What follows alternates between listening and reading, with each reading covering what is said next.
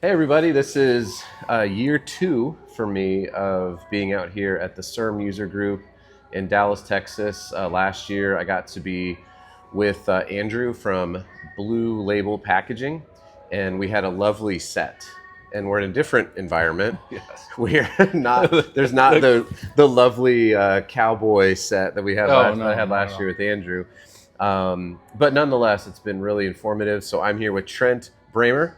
Trent is a Yes. VP of Operations and Finance at Grand Rapids Label in Grand Rapids, Michigan. Grand Rapids, Michigan. That's amazing. What an innovative name, right? Hey, I met a friend of mine. I didn't know he was going to be here. His name's Enzo, and we would work together at WS Packaging. And the name of his company is The New Label Company. Oh, I heard that. Yeah. He's like, I don't know. I just said, I don't really care. Let's just come up with a name. That's cool. Well, Trent, how long is this your first CERM user group, or were you here? I was here last year. You were? Okay, got it. I was, yeah. We probably met and said hi. I think so. I think Did we talk ran in the about- elevator at one point. I definitely did that. Did we chat at all about my love for the Grand Rapids G League basketball team? No, Okay. not at all. Oh, well, coached by, I think formerly coached by Andre Miller. Maybe Okay. he's still the coach. I don't follow it a whole lot. Well, I'm just telling you, they're the G League affiliate of the Denver Nuggets, Okay. whom I love. Also, there's like some really great microbrews there. I've Yes, been there's to, what's the most famous one? Probably Founders, Founders, yeah. There's Founders, and then New Holland. yeah, And then you go south to Kalamazoo, which is 45 minutes. It's Bell's. Bells. That was the other one I was Bell's thinking is of. Yeah, not in Grand Rapids, but in Michigan. Yeah. Not too far. So yeah, That's- a lot of microbrews. that's for Kalamazoo Label Company. Right. Exactly. No, that's great. Yeah, it's a really, I think, underrated part of the country. That area of Michigan. I love it. I've been there a Yeah. couple different times. So Get out to the beach. I have, yeah. Okay. Yeah, my There's sister. a few people that are surprised at how many beaches and coastline there really is. I've done the USS Badger. Okay. I've taken Across. the ferry across. Yeah. It was. I have Yeah. not done that yet. I got a little seasick. I'm not Yeah. gonna lie. Okay, so Trent, you are a very important person. You're a VIP. No, just a VP. Yes. Not a VP of operations. And I think the thing that I'm learning here at CERM, last year I was here as like a content creator. Like I was Yeah. doing this primarily. And now I operate a label company. Yeah. And it's like, whoa, now I understand why a lot of this stuff is important. How has your journey been with CERM? First of all, maybe talk a little bit about Grand Rapids Label. How long have you been there? What do you guys, obviously you print labels. We print labels. Is that all you do?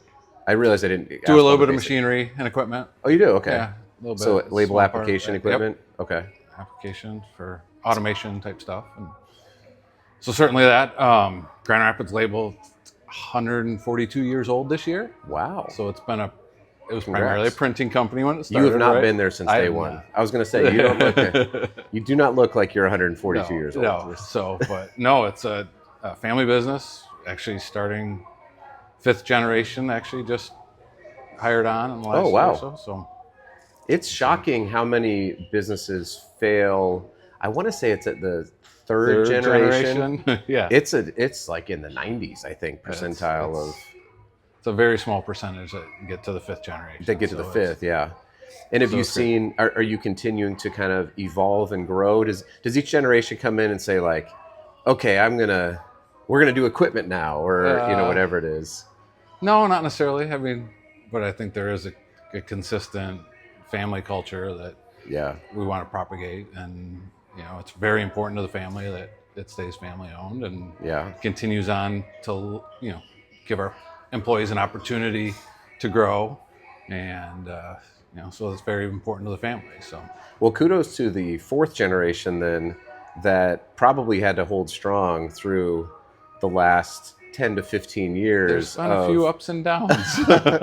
Not only the ups and downs, but also probably just the outreach and the offers of yeah, money that come in.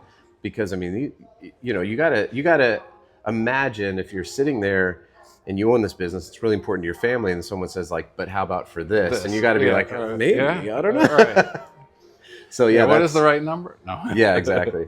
No, that's really cool. And how long have you been there? I've been there 5 years. Okay, so Yeah. just short of 142. Right. Yeah.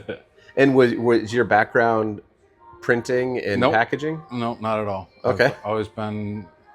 I actually started my career in kind of in operations, but then I moved to the finance side, and so then I've had a number of different roles, financial roles in different organizations. So, but I've been at a stamping company. I've been Oh, wow. actually own business for a little while. Okay. But certainly software implementations. I've done a few of those in the past, so Yeah. that's part of the reason I was hired at Garden Rapids Label is to look and evaluate and implement the software. So Okay. we How long have you? Was that start 5 years ago? pretty with CERM? much Okay. yes. Wow. So there's some lessons learned there. I can imagine. We went through a software selection process actually even before I got there, Okay. and at that point we they had selected and wanted to go towards NetSuite, Okay. which is not a print specific solution No. at all.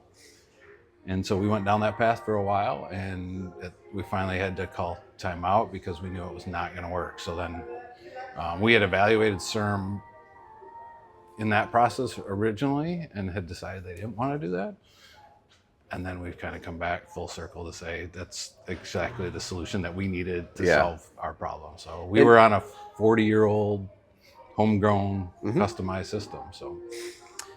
So my background, I came from a larger company. I mentioned WS Packaging and Meeting Enzo, and so I got to go through and see the acquiring side when we'd bring on a new company, and it is shocking to me how many companies are still on the 30, 40-year-old homegrown systems where it's like there's one developer alive who knows how to operate it or how to fix anything. But it does. Or that person's ready to retire, or they're ready, and they don't, and you don't have anybody that knows the language anymore. Right. And so I got to imagine though, 5 years ago, CERM obviously being a Belgian company, there was probably a bit of hesitation of like, well, how do we get support, and how do we, I mean, you were probably a first mover then with CERM in the U.S. One of the first companies, I would imagine. I really don't know exactly. Interesting. I mean, they had a number of installations, I think. Yeah, it was. I don't know. By far but now, first, I mean, we just saw yesterday. It was, I think, the U.S. I was a little disappointed that we were number 2. So I'm like, I want to be number 1. Number 1 to the. But I mean, it's growing the fastest here in the U.S. for sure. Certainly, the team, the support team, has certainly grown, which is great to hear. I mean, these events like this are great to learn the kind of development that they're continuing to do. And I think it's the thing that I've appreciated the most about the label printing industry since I've been in it is while there is a level of competition, it's still a pretty regional business. You know what I mean? And even within the region, like I'll hit up label. I'm like, hey, I need material. And they're like, yeah, we got you. Or hey, do you have this die? And there's kind of some people, not everybody's like that, but when you can sort of find your pocket of friendship, and then you kind of run into them in an account, and you're just like, it's fine. They can have that. I mean, it's one of the few industries I think that are left that are just not just as like cutthroat, and there's still a lot of family-owned businesses. Certainly not as many as there were, but. And that's why I think events like this are great, is that you can just learn from people, and not in obviously you're not allowed to do any sort of, what's the financial phrase, or like price fixing and all that stuff. Collusion. Yeah, that's not, but it's just like, hey, how are you working with CERM, and what's kind of a best practice here? And I think when you mentioned Blue Label earlier, and I love to talk to those guys. Different markets. We're more in durables, and we do some food safe, direct food contact business as well. And then their business is completely different. But there's a lot of stuff that we can learn from each other that, you're still both interested in automation and improving process flow and order entry, and how do you, and we're talking about AI, right? Yeah. How do you, what's the direction AI is going and all this stuff. And so it's great to learn from people, and you don't feel like you're direct competitors in those. So. Right. Let's put a pin in the AI conversation here for one quick second, because when you say durables, and like I think of like we're in the labels, like UL labels on a lamp, or Yes. when I'm walking onto a plane, like I got on a Delta flight and there's labels on the outside of a plane. I'm like, I can't Yeah. imagine what the adhesive properties of this Right. label have to be. Is that the kind of, Goodyear So, tires or whatever it is? Like, so our big market is automotive. okay, being in Michigan, So that makes yes, sense. yeah. So yeah, a lot of, I mean, start looking around your hood, opening the hood on the car, opening the Yep. doors, right? Labels, Car kind of batteries warning and labels and batteries and fuse block labels interesting. and there's durable ones, there's some disposable ones Yeah. that also you get in your car when you first buy a brand new car and rip it out and Yeah. throw it away, right? So Yeah, and I think that it's one of those things, if you're listening to this or watching this and you just don't realize how many labels exist, like this, a water bottle label is pretty easy to see. yeah, People know about that. But then there's pallet labels, or like labels that go on a plastic tote that are just for transportation, whatever. It's like, right, it's not just Amazon shipping labels. There's right. stuff that people don't ever see that have to last for a long time. um, and I Or they're just not meant to be seen, like underneath a chair or right right. office furniture underneath chairs and stuff like that. Right. So you're, and then you said direct food contact. So it's interesting to me. Those would be sort of your two areas that you play. So is that like the label that goes on an apple, or what would you? So one of them is ice cream cone sleeves. Oh yeah, interesting. Yeah. Okay. I love. It- Yeah, you just don't think about it. right. No, but it is a direct food contact Yeah, that there's a certain certification that we need to get to hold that. and the inks and the Yep. materials and all that kind of stuff. Yeah, and just what we take for granted, right? Like you have your ice cream cone and you take And that thing you off and you assume throw it's it going to be away. safe. You, And you, you don't. you don't It's question not it. going to harm you, right? Yeah, and that's because of companies like you Yeah. guys. Okay, so let's kind of end this thing. We'll land this plane, I guess, Okay. talking about AI, because I just came from a session with Hybrid, and they were talking about Yes. AI integration and all the things they're doing now. And CERM's got their not Lumi. What's the name of their Lexus. Lexus? Yeah. Yes. So they've got Lexus AI that's doing. It just seems like everybody is sort of leaning into AI and various things. Are there places that you have already sort of dipped your toe in, or you're like, no, we're all in on AI for this? Or what's been your journey, your interaction with it? So we started a while back, dabbling in AI, trying to get some models. A lot, we do a lot with forecasting, so trying to Oh understand yeah, what our customer forecasts are. In automotive, we can get 42-week forecasts, so trying to do some modeling of understanding customer order patterns, and can we see, hey, 6 weeks out, there's we're not seeing an order for it, like it's not consistent with a pattern. Is that because they didn't put an order in, or because right, it actually, that product line is going away? right. Or so we've started dabbling in that. Certainly, I think they've talked about using AI. CERM has about for coding, right? We just had a conversation yesterday about it for potentially EDI. So we do in the automotive, we do a lot of inbound EDI orders, and so there's a certain amount of mapping that we're going through to onboard customers. So can you start using AI to learn? Hey, I mapped almost an identical one before. Can I Right. use AI to essentially recreate another map Yeah. or can I just at some point almost eliminate all the maps, because every order that comes in, AI knows it's structured well enough that I can put an order in. And Yeah. Yeah. I mean, the phrase I've always said is like, computers are good at computing, and so it's like, if it's a thing that can be computed, if it's data that already exists in a database and it needs to go to this database, yeah, chances are that AI is going to end up being a lot better at making sure that the data goes from this data into this data yes, field, right?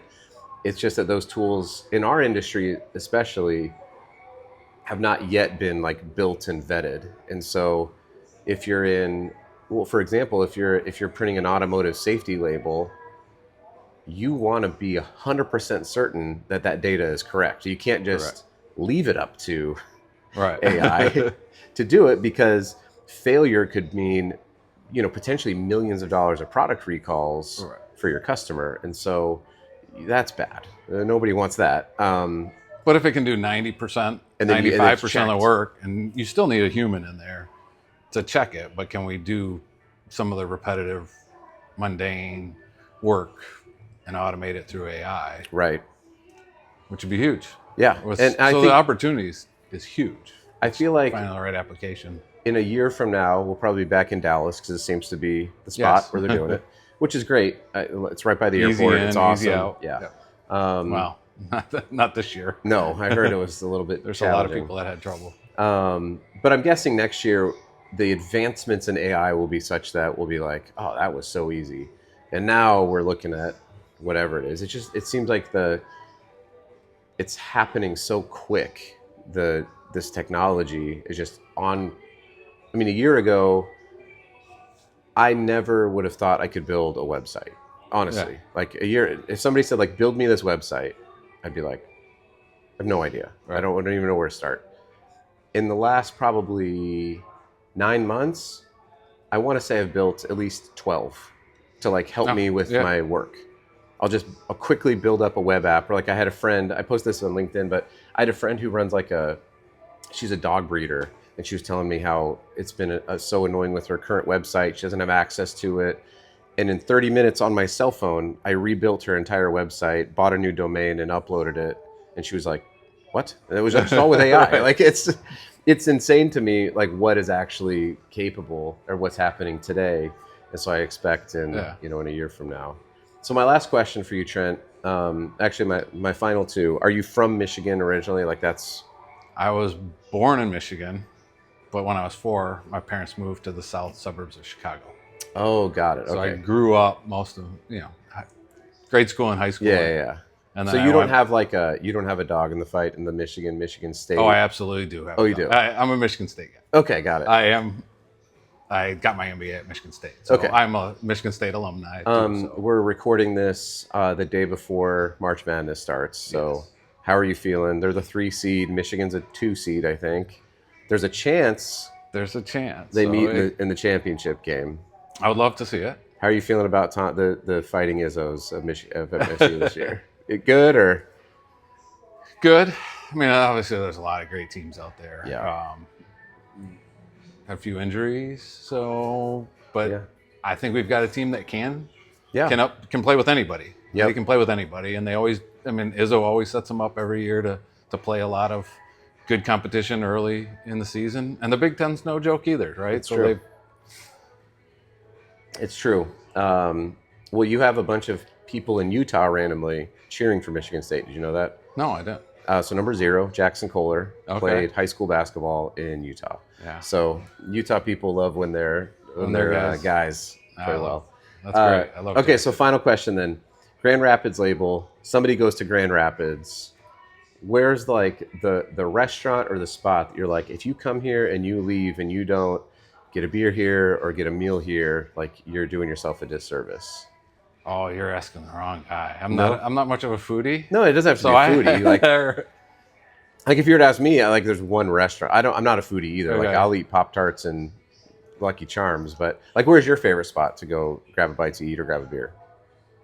We got a small dive bar that we go to. Yeah, that's amazing. What's the Elbow Room? The Elbow Room. That's what I'm talking about. Yeah, small little dive bar. Yeah, that's awesome. We love to go. It's cheap and convenient, and I love it. I mean, there's lots of great restaurants downtown, but you got to get the local. Got to go to the Elbow Room, Grand Rapids. Maybe you'll run into Trent. Hey, I appreciate it, Trent. There's a good chance. Yeah. Well, especially if Michigan State's on, right? For sure. Yeah. Go Sparty. Yeah. Go green. Go green. That's what it is. Yeah. Right. All right. Well, you're supposed to respond with go white. Oh, go white? I say go green. You say go white. Okay, let's try it again. Go green. Go white. Yes. Okay. Now you perfect. got it. Thanks, Trent. All right. Thanks.